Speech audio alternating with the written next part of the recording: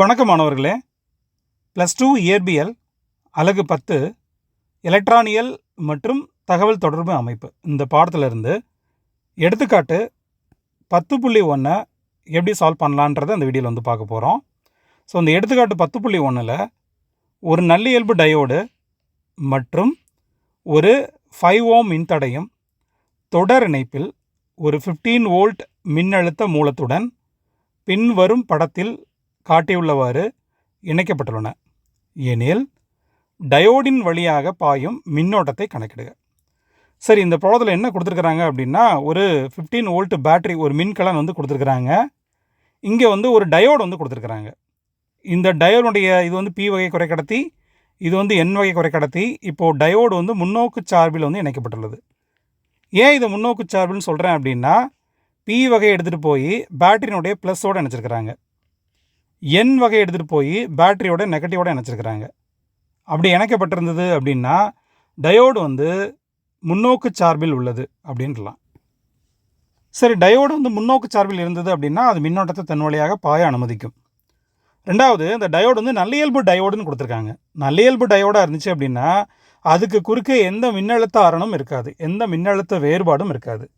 ஏன்னா நல்லியல்பு டயோடினுடைய மின்னழுத்த அரண் வந்து 0வாக இருக்கும். மின்னழுத்த அரண் வந்து என்னவாக இருக்கும் அப்படின்னா சுழியாக இருக்கும், 0 வோல்ட்டாக இருக்கும். சரி, அப்போது அந்த டயோடுக்கு குறுக்கே எந்த மின்னழுத்த வேறுபாடும் இருக்காது. இப்போது அந்த டயோடு வந்து முன்னோக்கு சார்பில் இருக்கிறதுனால அது மின்னோட்டத்தை தன் வழியாக பாய அனுமதிக்கும். இப்போது அந்த டயோடின் வழியாக பாயக்கூடிய மின்னோட்டம் வேணும் அப்படின்னா என்ன நமக்கு ஃபார்முலா யூஸ் பண்ண போகிறோம் அப்படின்னா I = V/R ஃபார்முலாவை யூஸ் பண்ண போகிறோம். ஸோ விக்கு பதிலாக நம்ம என்ன வோல்ட்டு பேட்டரியை வந்து கனெக்ட் பண்ணியிருக்கிறோம், 15 வோல்ட். ஆர் வந்து எவ்வளவு அப்படின்னா 5 ஓம். இது ரெண்டையும் நம்ம கேன்சல் பண்ணால் நமக்கு என்ன கிடைக்கும், 3.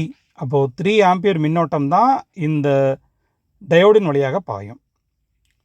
சரி, ஒருவேளை டயோடு வந்து முன்னோக்கு சார்பில் இணைக்கப்படாமல் பின்னோக்கு சார்பில் இணைக்கப்பட்டிருந்தா, அதாவது டயோடு இப்போது இந்த டயக்ராம் இல்லாமல் இந்த மாதிரி ஒருவேளை டயக்ராம் கொடுத்துருந்தாங்கன்னா, இது வந்து பேட்ரி, ஸோ இது வந்து பிஎன் சந்தி டயோடு, இது வந்து என் வகை குறைக்கடத்தி, இது வந்து பி வகை குறைக்கடத்தி.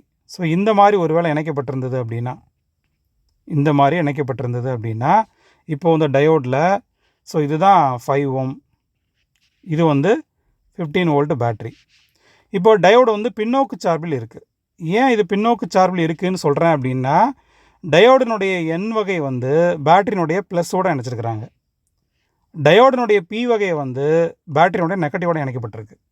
இப்படி இணைக்கப்பட்டிருந்தது அப்படின்னா டயோடு வந்து பின்னோக்கு சார்பில் அமையும். டயோடு வந்து பின்னோக்கு சார்பில் அமைஞ்சால் அதன் வழியாக எந்த மின்னோட்டமும் பாயாது. இப்போது இந்த சர்க்கியூட்டில் பாயக்கூடிய மின்னோட்டம் எப்படி இருக்கும் அப்படின்னா 0வாக இருக்கும். அப்போது டயோடு எப்போதெல்லாம் முன்னோக்கு சார்பில் இணைக்கப்படுதோ அப்போது மட்டும்தான் டயோடின் வழியாக மின்னோட்டம் பாயும். இந்த டயோடு மின்னோட்டத்தை தன் வழியாக பாய அனுமதிக்கும்.